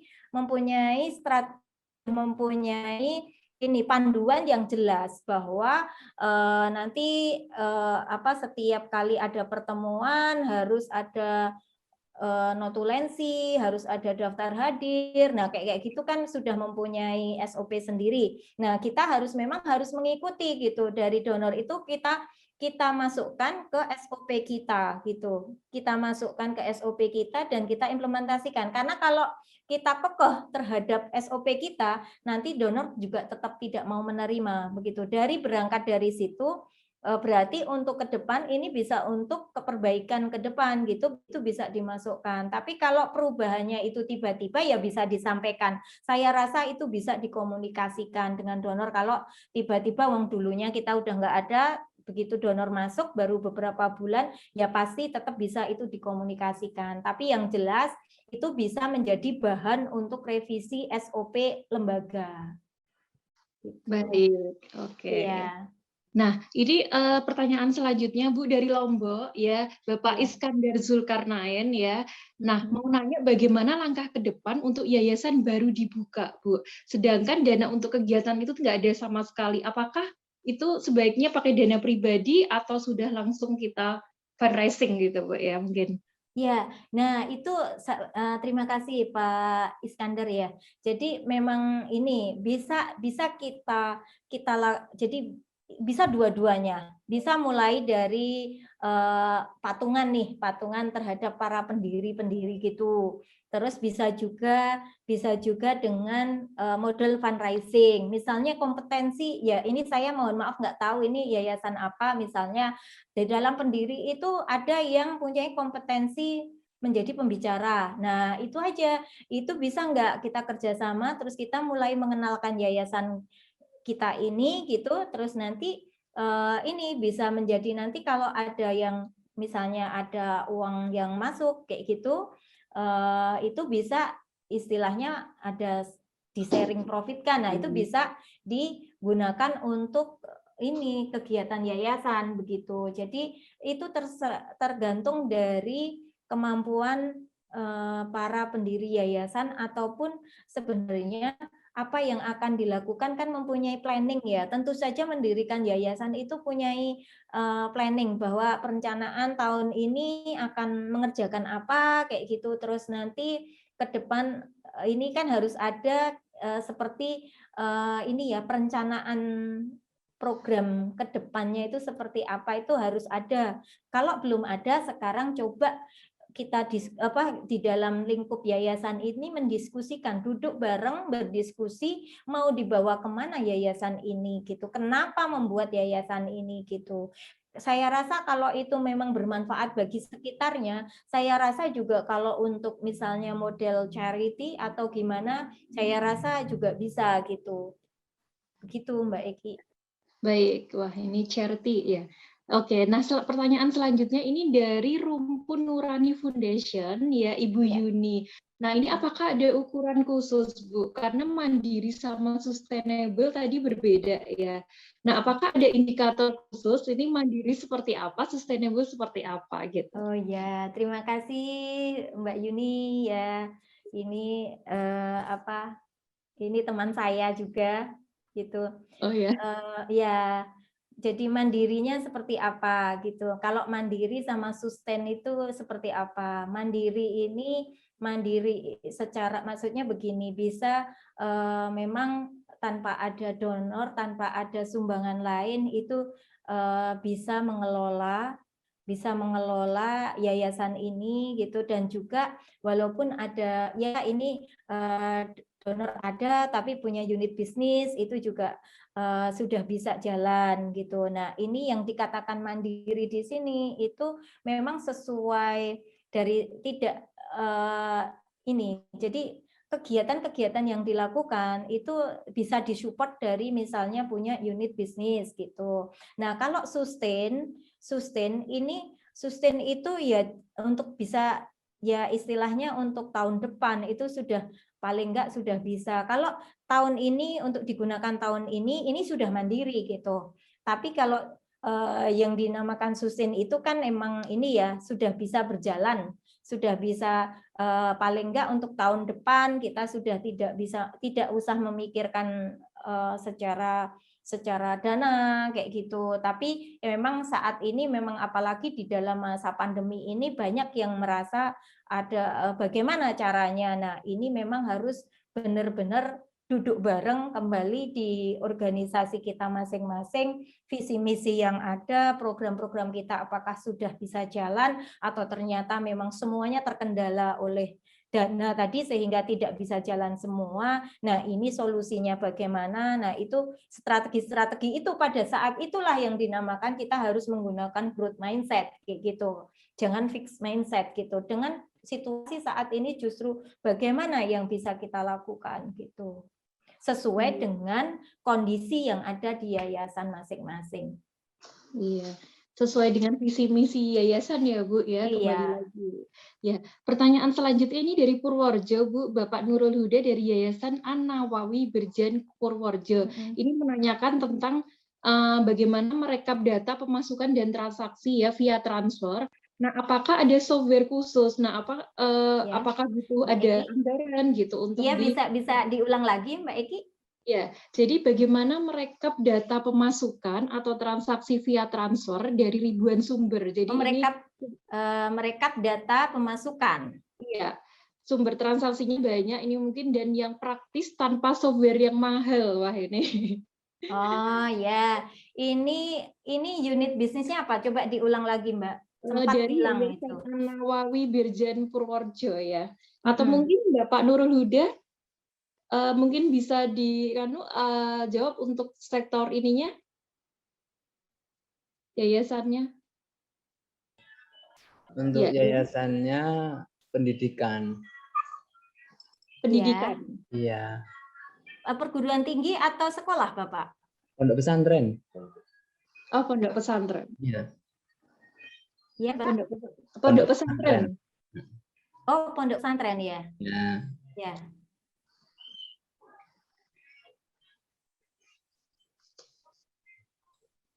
Ya, halo. Iya, pondok pesantren. Ya, ini sempat putus, Pak.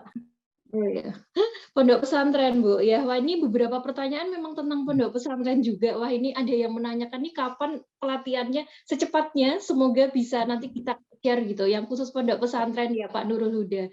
Karena memang cara teknis dan pengelolaan keuangannya juga berbeda ya Bu Atik ya. Iya. Di sektor pondok pesantren. Iya. Nah ini kalau untuk ini apakah ada cara yang praktis tanpa software yang mahal Bu? Pertanyaan dari Pak Nurul Huda. Ada.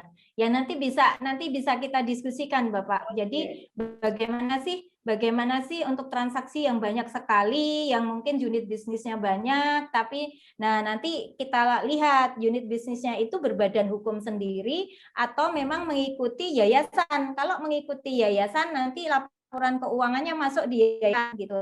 Tapi bukan campur ya Bapak. Tapi lebih karena nanti kita ini ada dalam penyajian laporan keuangan itu misalnya dari pondok pesantren, terus ada unit bisnis misalnya laundry, terus ada lagi misalnya kantin gitu. Nah, itu bisa gitu. Kalau memang ini tidak berbadan hukum sendiri. Tapi kalau berbadan hukum sendiri berarti nanti yayasan ini kan mempunyai kepemilikan saham atau setor modal. Nah, ini nanti beda di cara pelaporan keuangannya begitu. Dan laporan keuangan yang di unit bisnis itu kalau berbadan hukum CV, PT itu berarti harus menggunakan laporan keuangan sendiri yang sesuai bisnis unit karena mempunyai NPWP sendiri pastinya begitu. Iya. Boleh menambah Bu? Boleh menambah? Ya, boleh. Kan kalau di pondok pesantren ada 2 jenis, ada yang unit bisnis, ada yang tidak. Kalau untuk yang unit bisnis itu sudah ada tersendiri di koperasi, dapat koperasi kan ada juga. Kalau yang tidak kan untuk sekarang karena kita sedang pandemi, sehingga misalkan dari pembayaran santri itu semuanya via transfer, ya kan? Untuk pendataannya kan kadang juga kita kerepotan karena banyak sekali. Ya. Gitu. Bisa. Itu bisa Pak, nanti bisa kita diskusikan, bisa mungkin chat ke admin kami kayak gitu, nanti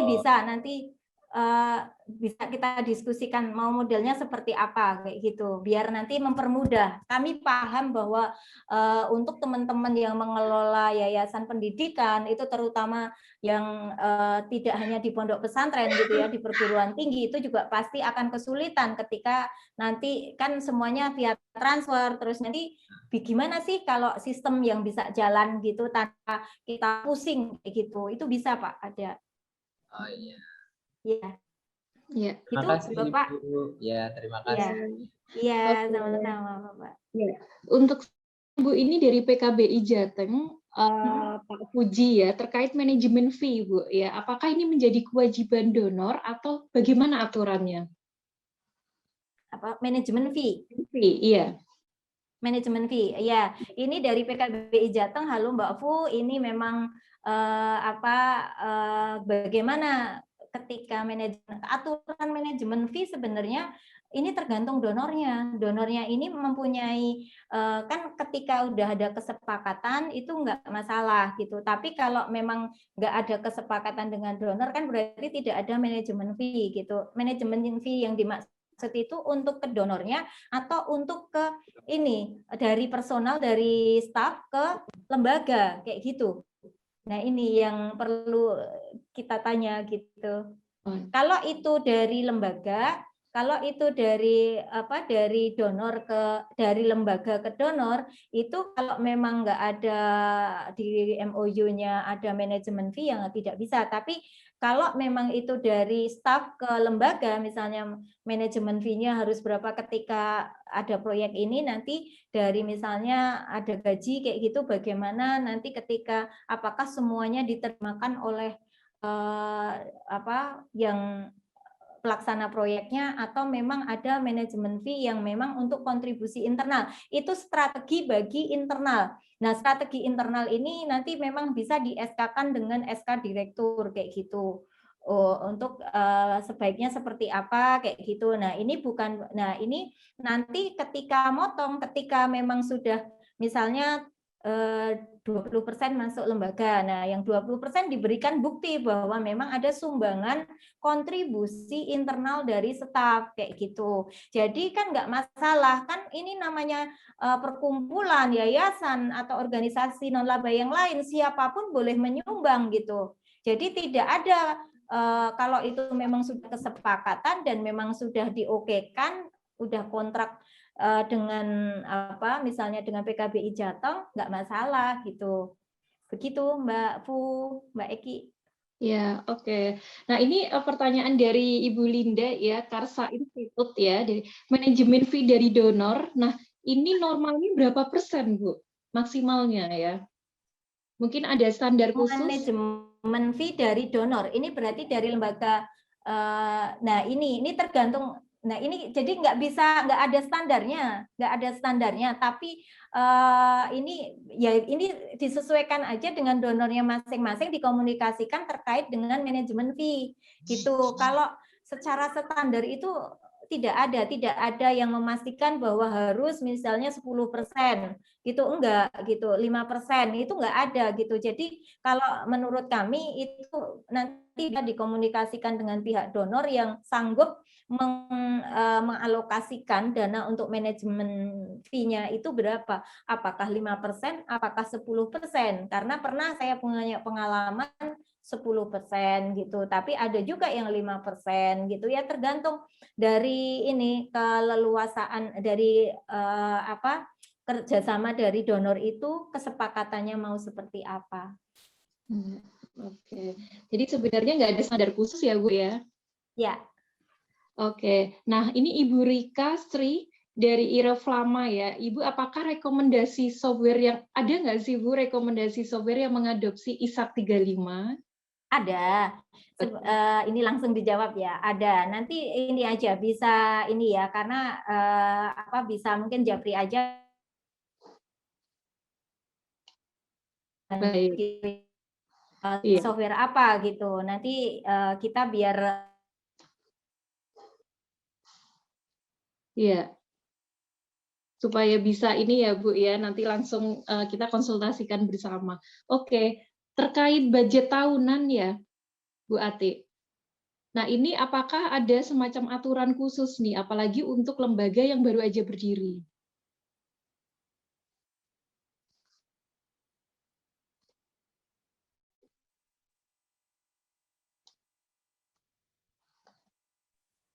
Kayaknya Bu Atinya sinyalnya ya, Mbak.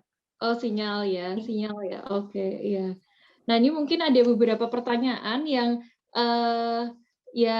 belum terjawab gitu ya. Tadi tentang budget tahunan, dan jika Bapak Ibu jika ada yang mau pertanyaan lagi, ini kayaknya masih ada waktu nih ya. Monggo silahkan.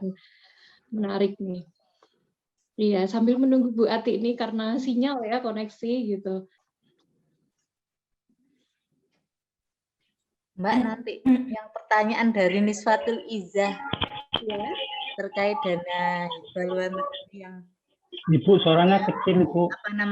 punya sistem akuntansi kan tersendiri. Nah, biasanya mereka para donatur kan juga pengen laporannya terpisah dengan laporan organisasi penerima hibah itu. Lah, tadi kan di awal disebutkan bahwa ada laporan konsolidasi antara laporan beberapa donor dengan laporan yayasan, misalnya termasuk yang fundraising atau dari dana internal. Nah, itu gimana cara membuat laporan konsolidasinya? Apakah semua transaksi yang dari kegiatan donor itu dimasukkan atau bagaimana? Atau hanya cukup pas masuk dan sisa dana aja atau bagaimana gitu? Iya, oke ya, pertanyaan yang bagus sekali Bu ya.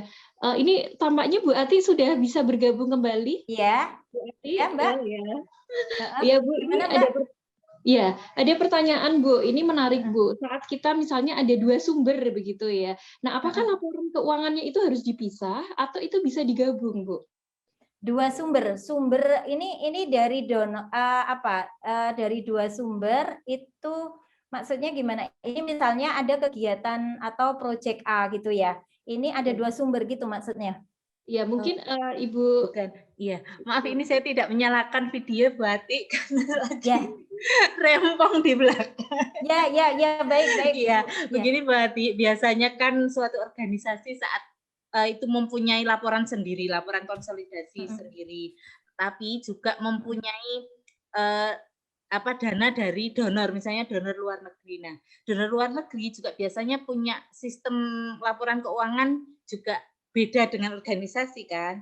Nah, mereka juga tidak ingin dicampur-campur dengan laporannya lembaga yang menerima tadi. Nah, tadi di awal kan Bu Ati menyebutkan bahwa ada laporan konsolidasi antar beberapa donor dengan yayasan yang meskipun itu dana yang fundraising atau internal tadi. Nah, itu gimana cara konsolidasi laporan antara donor dengan ini? Apakah semua transaksi atau kegiatannya donor tadi dilaporkan di dalam situ atau cukup saat apa namanya menerima ya Bu, saya transfer sudah aja, maksud gitu. Bu, apa yang dimaksud Ibu, saya sudah memahami.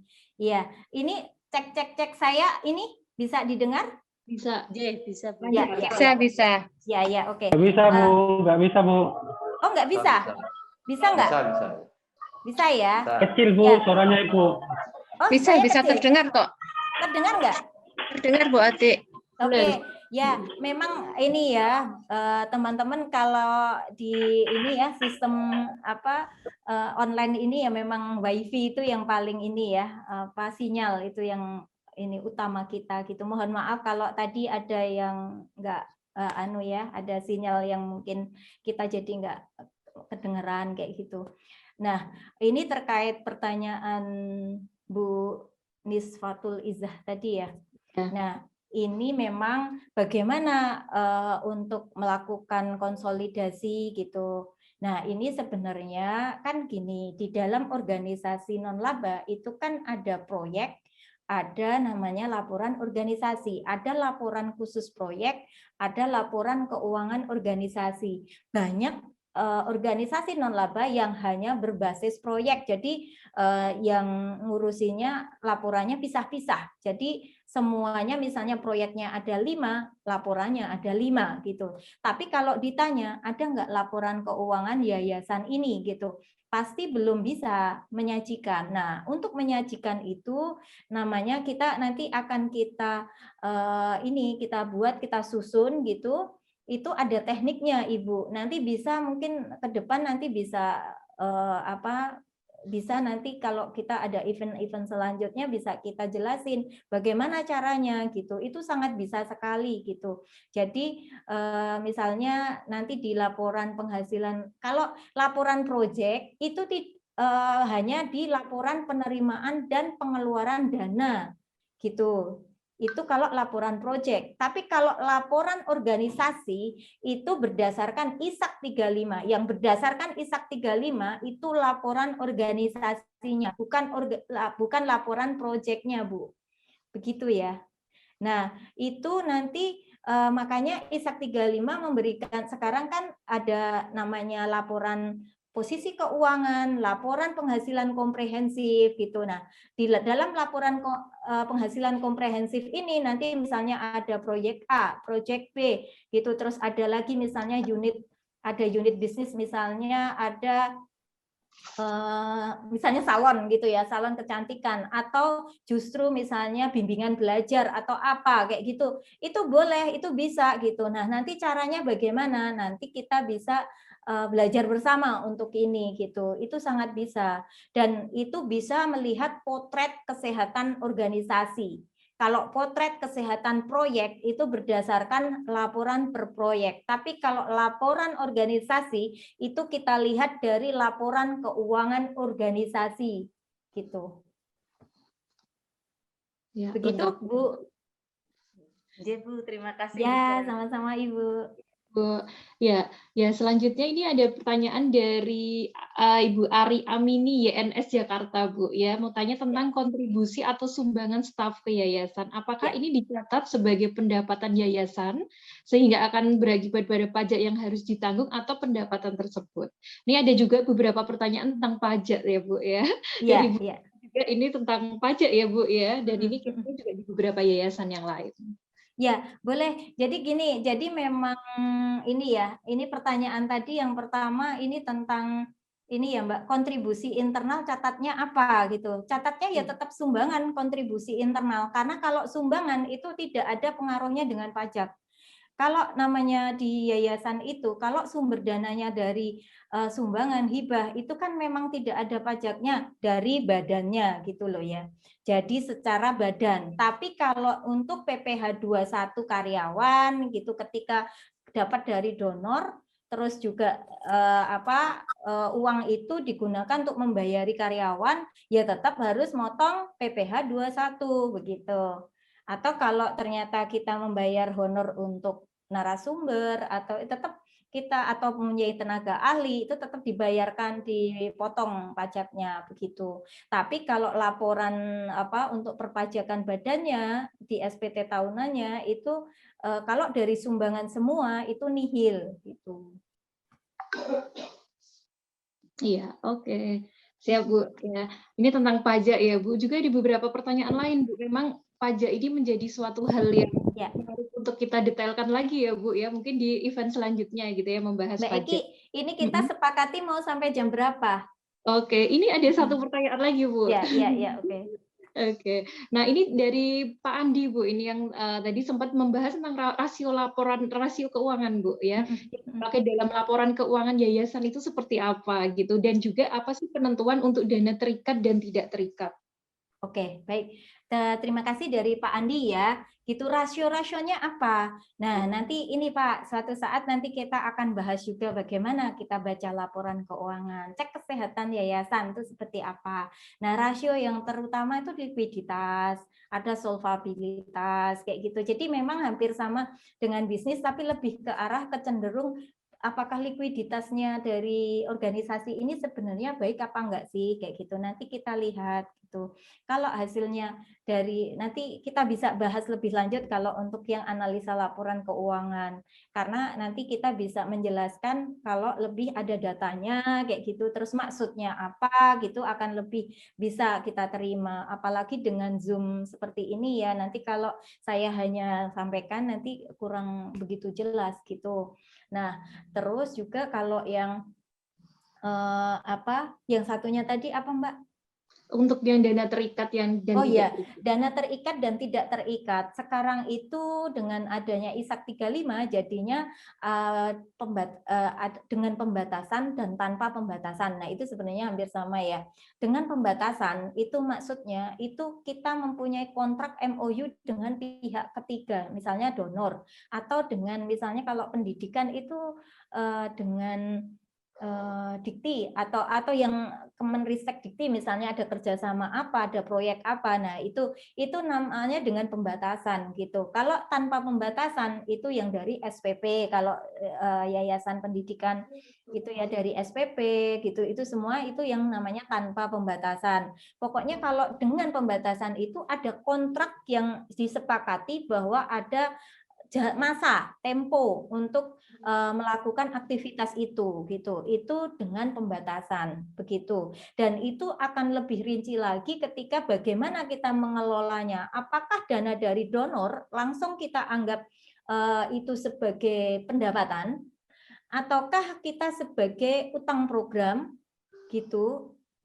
Nah, itu nanti bisa itu lebih lanjut, nanti kita bisa diskusikan lebih lanjut lagi. Nah, nanti apa sih yang paling bagus itu yang mana sih kayak gitu. Nah, ini bisa nanti bisa kita pelajari bersama, diskusikan bersama. Nanti kita bersama-sama bisa menyusun laporan keuangan yang memang sesuai standar dari yayasan.